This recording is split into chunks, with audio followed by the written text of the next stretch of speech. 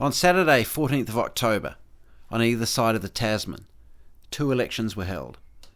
The 2023 New Zealand general election and the Australian Indigenous voice to Parliament referendum. Both resulted in resounding defeats for each country's woke Labour parties, but only one of these results was a victory. And when I say victory, I am of course talking about a victory for the common people, regular working and middle class folk who bear the brunt of the tax burden and upon whose shoulders rests the giant global Ponzi scheme of fractional reserve banking, and at whom the privations of the envisioned Great Reset are aimed. Most people still think tribally when it comes to politics, not understanding that, by and large, these distinctions are meaningless. Red or blue, green or yellow, it makes little difference in the West which party or coalition of parties hold the reins of government.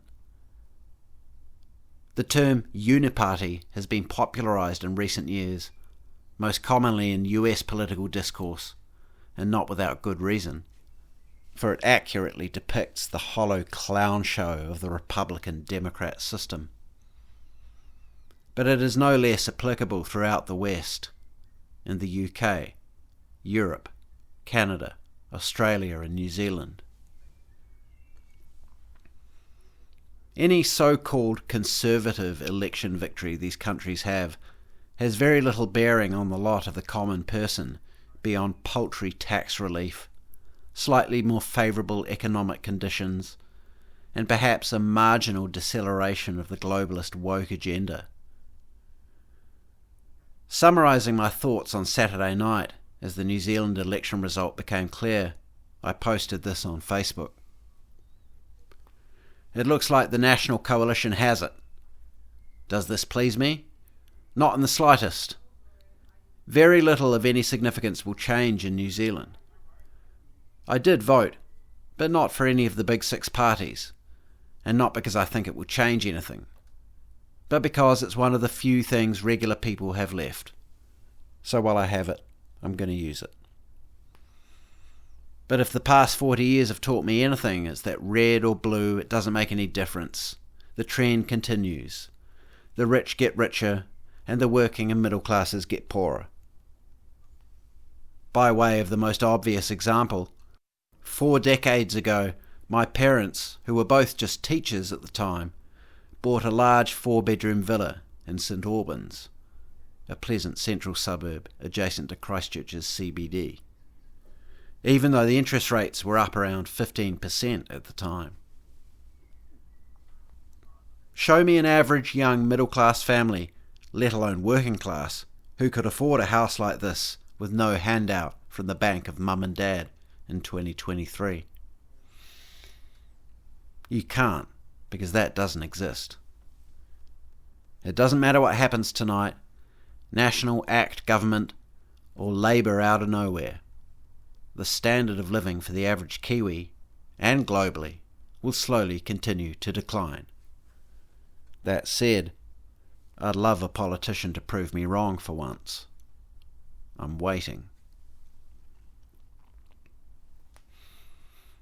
It's ridiculous. Both sides of the global uniparty claim to fight for the common people, because kindness and empathy is the new religion in the West, regardless of the party's nominal platform.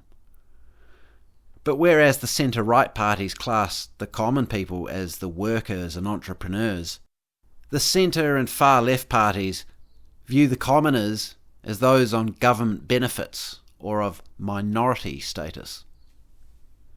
Thus, the constant tug-of-war amounts to little more than tax relief for the middle class versus handouts for the underclass. And meanwhile, as the people squabble amongst themselves over these largely meaningless issues, the slow roll of globalism advances.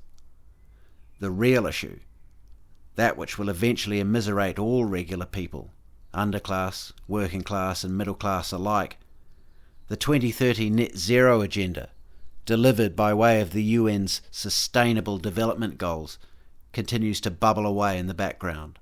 enthusiastically endorsed by both sides of our corrupt and fraudulent two-party system.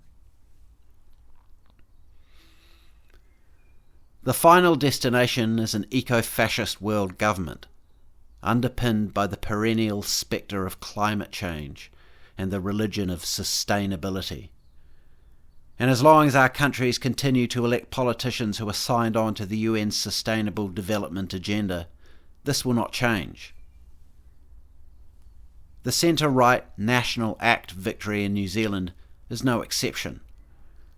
And while Kiwis may experience some trivial short-term relief at tax time, and might find it easier to start a business or be a landlord in the coming years, the general decline in our people's standard of living will continue, as it has been for the past 4 or 5 decades throughout the developed world, regardless of which party is in power. General elections are a sham, and the sooner most people wake up to this fact, the better. Referendums, on the other hand, now that's somewhat of a different story. Not in all cases, mind you. For one need only point to perhaps the most significant referendum result of our lifetimes, Brexit, to understand that even on such clear-cut questions of policy, the will of the people can count for absolutely nothing. This is not always the case, though, and last Saturday's crushing no vote in the Australian referendum on the Indigenous voice to Parliament is, I think, such an example. Unlike the quagmire of Brexit, which we now know was never set to be meaningfully implemented, the question of the voice was relatively simple. Do we change the Constitution to establish an unelected, extra-legislative cadre of professional activist lobbyists in our system of government, or do we not? It's worth noting that it would seem, politically speaking, it is as difficult to get out of something as pernicious as the European Union as it is to get into something as pernicious as an anti-democratic constitutional change such as the voice. I suppose you could call this political inertia, and in the case of the Aussie referendum, inertia was on our side. Australians voted overwhelmingly in opposition to the voice, at 60.7% to 39.3%. A crushing defeat, not only for our globalist puppet Prime Minister Anthony Albanese, whose priorities during his first 17 months in office have manifested largely as I predicted, video linked in the description, but also for the global corporate superstructure who like nothing better than a woke side door into the legislative process, like the voice, through which they can tinker with the laws of the land to their own advantage, as I outlined in my video, The Real Reason Pfizer Supports Australia's Indigenous Voice to Parliament, linked in the description. While the New Zealand Labour Party's humiliating defeat on Saturday night can technically be viewed as a good thing, for it represents the premature demise of the most despicable government in my country's entire history, the ignominious end of the legacy of the most evil and divisive Prime Minister ever to hold office, Jacinda Ardern. It is not a victory for we the people. But I believe the no vote in the voice referendum is a victory for us. I was half expecting election fortification, as we saw in the 2020 US presidential election. So completely have I lost faith in the democratic process. But, as I just alluded, referendums are somewhat harder to rig, especially in a place like Australia, where the ballots are still counted manually. What we saw on October 14th was the true voice of the people, and as I tweeted when the result became clear, despite the servile capitulation this country displayed during the COVID psyop, Aussies have finally shown some backbone. This is what I love about this country, despite my many complaints. In many ways, it is still a frontier nation. Infected with woke progressivism in its innermost urban enclaves, yes, but still possessed of a rugged F-you attitude of self-determination? Yes, also. This wide brown land of ours, and I use the word ours with caution and respect, for technically I'm still a guest here, is vast and its population widely dispersed, much like the USA. There are still thriving rural communities who want little government involvement in their lives, and great unheard urban populations of forgotten, salt-of-the-earth types who just want to make an honest buck and look after their families as best they can.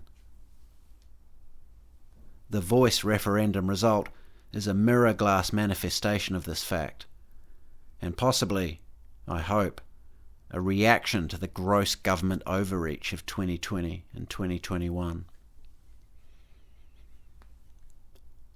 There are a few things that give me cause for hope in the current paradigm, but this is one of them.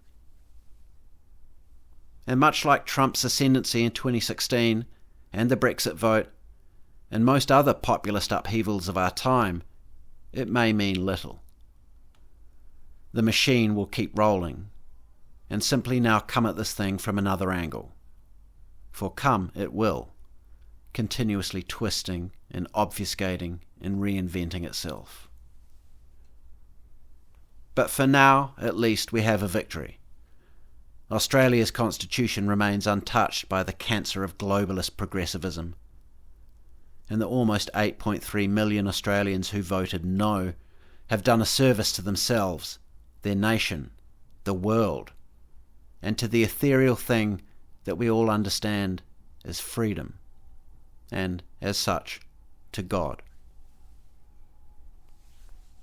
I was unable to vote in the Voice referendum because I'm not yet a citizen. I cast a protest vote for the New Conservatives in the New Zealand general election, who won only 0.15% of the vote, and I knew I'd effectively thrown away my ballot. But I don't care.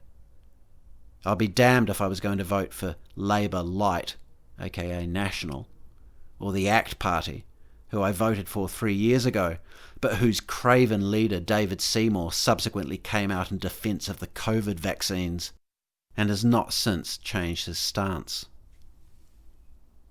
But were I able to vote in the Aussie referendum, it would have been a resounding no. And for once, I'd have been on the majority side of the political argument. And that in itself feels bloody fantastic, if only for a short while. Thanks for listening. Please subscribe to the channel so you don't miss any future videos. Please also subscribe to my Substack at jjdawson.substack.com. And if you'd like to keep in touch, please do follow me on X at RealJJDawson. You can also follow me on Getter, Gab, and Minds. And of course, if you enjoyed this, please do give it a like and share it about, because it really helps me out.